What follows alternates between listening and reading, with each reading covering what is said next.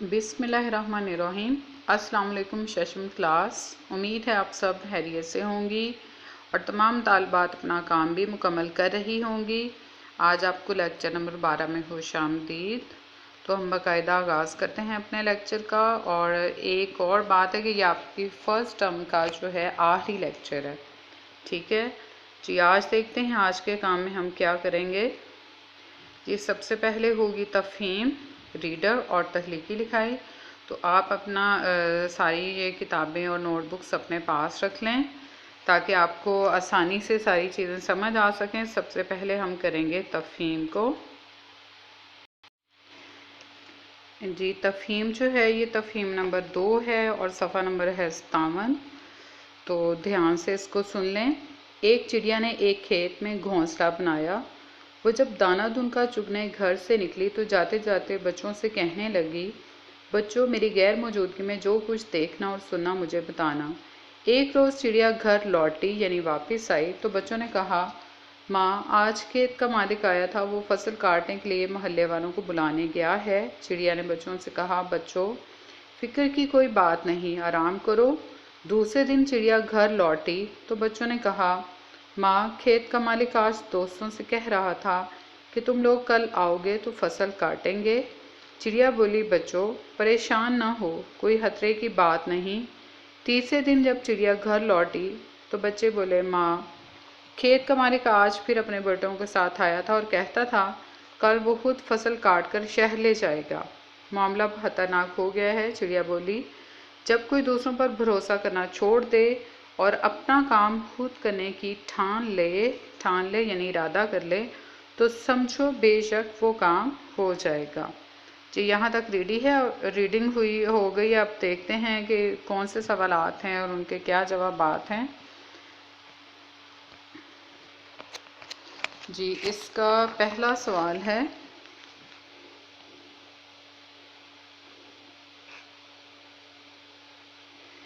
चिड़िया ने घोंसले से बाहर जाते वक्त बच्चों को क्या कहा। जवाब है, चिड़िया ने घोंसले से बाहर जाते वक्त बच्चों से कहा, बच्चों, मेरी गैर मौजूदगी में जो कुछ देखना और सुनना मुझे बताना। ये पहले सवाल का जवाब है। दूसरा है, पहले दिन चिड़िया घर लौटी तो बच्चों ने उसे क्या बताया। जवाब, बच्चों ने चिड़िया को बताया, माँ, आज खेत का मालिक आया था और वो फसल काटने के लिए मोहल्ले वालों को बुलाने गया है। सवाल नंबर 3, दूसरे दिन खेत का मालिक दोस्तों से क्या कहता था। जवाब, दूसरे दिन खेत का मालिक अपने दोस्तों से कहता था कि तुम लोग कल आओगे तो फसल काटेंगे। चौथा सवाल, तीसरे दिन बच्चों की बात सुनकर चिड़िया क्या बोली। जवाब, चिड़िया बोली, जब कोई दूसरों पर भरोसा करना छोड़ दे और अपना काम खुद करने की ठान ले तो समझो बेशक वो काम हो जाएगा। आखिरी सवाल, दूसरों की मदद के सहारे ज़िंदगी गुजारी जाए तो क्या नुकसान होता है। जवाब है, दूसरों की मदद के सहारे ज़िंदगी गुजारने से ये नुकसान होता है कि काम कभी मुकम्मल नहीं होता यानी अधूरा रहता है। ये सवालात हैं और इनके जवाबात आपने अपनी कंदील अदब पर मुकम्मल कर लेने हैं।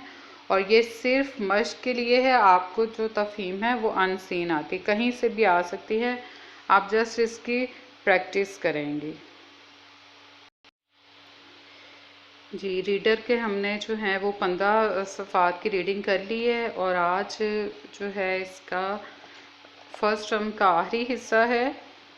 सफ़ा नंबर है 16, उर्स है। उर्स के बारे में पढ़ेंगे कि जो बुज़ुर्गों के मज़ारों पर जो है सालाना उर्स होते हैं वो किस तरह हैं और कहाँ कहाँ पर मनाए जाते हैं। तो जी, सफ़ा नंबर 16 है, अपनी रीडर सामने रख लें। पूरे मुल्क में दरगाहों और मज़ारों पर होने वाले बुज़ुर्गों के सालाना उर्स उनके मानने वालों के लिए बहुत अहम होते हैं। ख़ास तौर पर सुबह पंजाब में बड़ी तादाद में बुज़ुर्गों के मज़ारात हैं। मज़ारात मज़ार की जमा है, जहाँ लोग हाज़री देते और फातिहा पढ़ते हैं। उन बुज़ुर्गों की बरसियों पर बड़े बड़े इज्तिमात होते हैं। जैसा कि बहार की आमद लोगों में खुशी और जोशो खरोश पैदा करती है। कोई ताज्जुब की बात नहीं कि ज़्यादातर उर्स मौसम बहार में ही मनाए जाते हैं। उन बुज़ुर्ग हस्तियों को सूफ़ी कहा जाता है और पूरे पाकिस्तान में उनको बहुत लोग मानते हैं। صوفیت کا پاکستانی تہذیب اور مذہب پر بڑا اثر ہے۔ یہ صوفیہ کرام ہی تھے جنہوں نے اس ملک میں خاص طور پر سندھ اور مغربی پنجاب میں اسلام پھیلایا۔ صوفیہ کرام، جی صفحہ نمبر ہے 17۔ صوفیہ کرام عام طور پر اپنے آپ کو فرقوں سے الگ سمجھتے ہیں اور خدا سے براہ راست لو لگا کر وہ روحانیت کے بڑے درجے حاصل کرنے کے قائل ہیں۔ ان صوفیاء کے لاتعداد مزارات پاکستان بھر میں موجود ہیں اور ان کے عرصوں پر بے شمار لوگ یہاں جمع ہوتے ہیں۔ سب سے زیادہ پرکشش میلوں میں لاہور کا میلہ چراغاں بھی شامل ہے، جو روحانی ہونے کے ساتھ ساتھ بہار کی آمد سے تعلق رکھتا ہے۔ اس میں روح کی روشنی کی طرف اشارہ ہے۔ یہ حضرت مادھو لال حسین رحمۃ اللہ علیہ کے مزار اور ساتھ ہی واقع شالامار باغ میں منایا جاتا ہے۔ مارچ کے آخری سنیچر کو حضرت مادھو لال حسین کے مزار پر ہزاروں چراغ روشن کیے جاتے ہیں۔ آپ کی تعلیمات مغل بادشاہ اکبر کے دور میں بہت مقبول ہوئیں۔ میلہ چراغاں صوفی اور لوک شاعر شاہ حسین رحمۃ اللہ علیہ، جن کا انتقال 1599 میں ہوا، اور ان کے دوست مادھو لال حسین کی یاد میں منایا جاتا ہے۔ یہ دونوں بزرگ ایک دوسرے کے پہلو میں دفن ہیں۔ تاریخ کے مطابق مادھو لال حسین ہندو سے مسلمان ہوئے۔ کسانوں اور فقیروں سمیت زندگی کے ہر شعبے سے ہزاروں لوگ شاہ حسین کی برسی کے موقع پر شالامار باغ کے نزدیک جمع ہوتے ہیں۔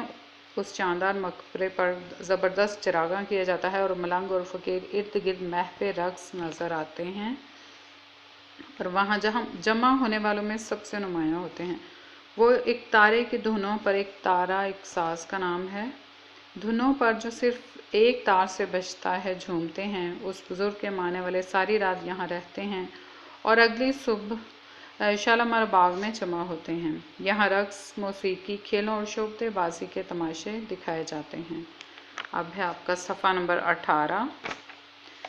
صوفی بزرگ داتا گنج بخش رحمۃ اللہ علیہ کا عرس نہایت عقیدت و احترام سے اسلامی سال کے دوسرے مہینے صفر میں ہوتا ہے۔ اس ماہ اس عظیم بزرگ کا انتقال ہوا تھا۔ اس عرس کی خاص باتوں میں لنگر کی تقسیم، قوالی اور مناجات شامل ہیں، جس کے لیے بڑے بڑے قوال یہاں آتے ہیں۔ قوال جو قوالی جو ہے گانے والے ہیں ان کو کہا جاتا ہے۔ شاہ عبداللطیف بھٹائی ایسے صوفی بزرگ کے طور پر مشہور ہیں جنہوں نے غور و فکر کی خاطر دنیا کے آرام اور عیش کو چھوڑ دیا۔ انہوں نے اسلام اور ہندو مذہب دونوں ہی کا مطالعہ کیا۔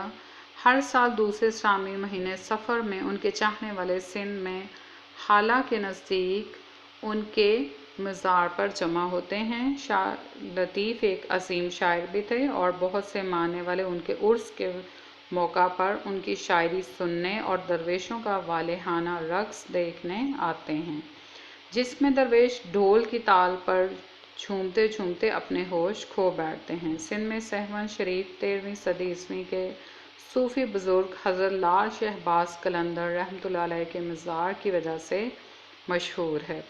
ان کے مزار پر شعبان کی 18ویں تاریخ کو بڑی رونق ہوتی ہے، جب ان کے ماننے والے بہت بڑی تعداد میں وہاں حاضری دیتے ہیں۔ پشاور میں ہر سال رحمان بابا رحمۃ اللہ علیہ کے مزار پر ان کے ماننے والے بڑی تعداد میں آتے ہیں۔ وہ 1642 میں پیدا ہوئے اور وہ صوبہ سرحد کے عظیم ولی اور عوامی شاعر ہیں۔ اب ہے آپ کا صفحہ نمبر 19۔ بلوچستان کے ضلع زیارت میں بابا ہرواری رحمۃ اللہ علیہ کے مزار پر ان کے ماننے والے بڑی تعداد میں جمع ہو کر ان کی یاد میں قربانی کرتے ہیں۔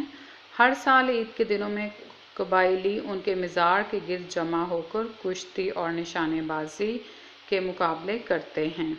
اسی طرح پورے ملک میں بہت سے مزار ہیں جہاں عرس کے موقع پر ہر طبقے کے لوگ بڑی تعداد میں نظر آتے ہیں۔ جی یہاں تک ہمارا ریڈر جو تھا فرسٹ ٹرم کا ختم ہو جاتا ہے، اور اب دیکھتے ہیں کہ انہی صفات سے متعلق جو سوالات ہیں وہ کون سے ہیں، اور ان کے آپ نے جواب ڈھونڈ کر لکھ لینے ہیں۔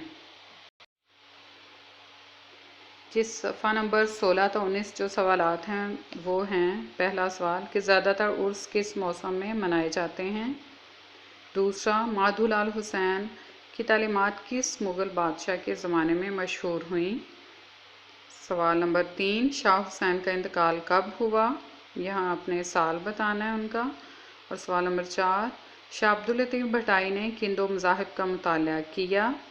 5वां सवाल, सूबा सरहद के अजीम वली और सूफ़ी बुज़ुर्ग कौन से शायर हैं? इन तमाम सवालात को आपने लिखना है अपनी नोटबुक पर और इनके जवाब भी सफ़ा नंबर 16 ता 19 ढूंढने हैं और नोटबुक्स पर लिख लेने हैं। अब बारी है आपकी तहलीकी लिखाई की।